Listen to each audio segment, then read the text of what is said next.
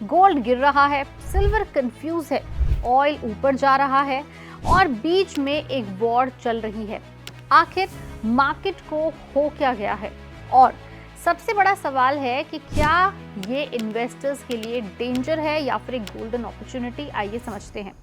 तो बता दें कि दुनिया का फोकस अभी एक जगह अटका हुआ है, यूएस वर्सेस ईरान की tension. US president Donald Trump ने ईरान के साथ सीज फायर एक्सटेंड की है, लेकिन पीस टॉक्स अभी तक फेल हो चुकी हैं, किसी रिजल्ट पे नहीं निकली। सिचुएशन क्लियर नहीं है, बस पॉज मोड में चल रही है। और सबसे बड़ा ट्विस्ट तो इसमें यह है कि स्ट्रेट ऑफ हॉर्मूज अभी भी बंद है। ये वही रूट है जहां से दुनिया का मेजर ऑयल सप्लाई पास होता है। रिजल्ट क्या है इसका कि ऑयल प्राइसेस हाई हैं, ग्लोबल अनसर्टेनिटी हाई है, मार्केट नर्वस है। गोल्ड की स्टोरी की अगर हम बात करें तो गोल्ड को एक सेफ हेवन माना जाता है, लेकिन फिलहाल ये सेफ हेवन प्रेशर में है। नॉर्मली ऐसे वॉर लाइक सिचुएशंस में गोल्ड रॉकेट की तरह ऊपर जाता था, लेकिन यहाँ कुछ अलग ही हो रहा है। गोल्ड स्टेडी 10% से ज़्यादा गिर चुका है सिंस कॉन्फ्लिक्ट स्टार्टेड। अभी एक नैरो रेंज में ट्रेड कर रहा है। इसका मतलब क्या है?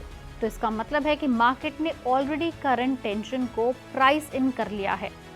अब गोल्ड को मूव करने के लिए चाहिए कुछ चीज़ें, जैसे कि या तो वॉर का एक बिग एस्केलेशन हो या फिर मैक्रो इकोनॉमी में मेजर शिफ्ट आए। डॉलर एंड इंटरेस्ट रेट का भी गेम अलग है। अब आता है इसमें रियल विलन।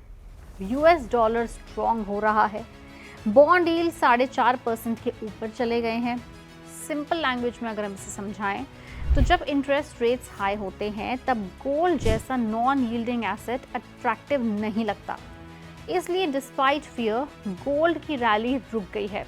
इसके साथ साथ इन्फ्लेशन का भी एक ट्विस्ट आया है, क्योंकि ऑयल सप्लाई शॉक की वजह से इन्फ्लेशन यानी महंगाई का रिस्क बढ़ गया है। नॉर्मली महंगाई जब बढ़ती है तो उसके साथ गोल्ड भी बढ़ता है, लेकिन यहाँ कैच कुछ अलग है। Central bank interest rate cut नहीं कर रहे हैं, शायद और बढ़ा भी सकते हैं, और यही गोल्ड के लिए और भी नेगेटिव है। पॉजिटिव सिग्नल्स कुछ हैं, लेकिन आप उसे इग्नोर ना करें। पिक्चर इतनी भी नेगेटिव नहीं दिखती। गोल्ड ईटीएफ में स्ट्रॉन्ग बाइंग हुई है एक तरफ, सेंट्रल बैंक अग्रेसिवली गोल्ड खरीद रहे हैं, specially countries like China, India. ये लॉन्ग टर्म डिमांड को सॉलिड सपोर्ट देता है। अब आते हैं सिल्वर। तो सिल्वर तो देखिए सबसे कंफ्यूजिंग मेटल की तरह इमर्ज हुआ है। सिल्वर की स्टोरी और भी ट्रिकी है। पॉजिटिव साइड देखें तो सप्लाई फिलहाल टाइट है, ग्लोबल डेफिसिट चल रहा है, चाइना की डिमांड काफ़ी स्ट्रॉन्ग है। और अगर नेगेटिव साइड पर आएंगे तो इंडस्ट्रियल डिमांड स्लो हो सकती है, क्योंकि शॉर्ट टर्म में प्रेशर बन सकता है। और इन दी एंड इंडिया इस स्टोरी का एक साइलेंट बट पावरफुल प्लेयर है। इंडिया सिल्वर और गोल्ड का एक मेजर इंपोर्टर है, लेकिन ट्विस्ट यहाँ ये है कि गवर्नमेंट ने सिल्वर इंपोर्ट्स पर टेम्पररी कर्ब्स लगाए हैं। इम्पैक्ट क्या हो सकता है इसका? तो लोकल प्राइसेस वॉलेटाइल हो सकते हैं, प्रीमियम इंक्रीज कर सकते हैं, ज्वेलरी और इंडस्ट्रियल सेक्टर पर प्रेशर भी पड़ सकता है। और अगर ग्लोबल सप्लाई टाइट रही तो इंडिया में सिल्वर और भी महंगा हो सकता है।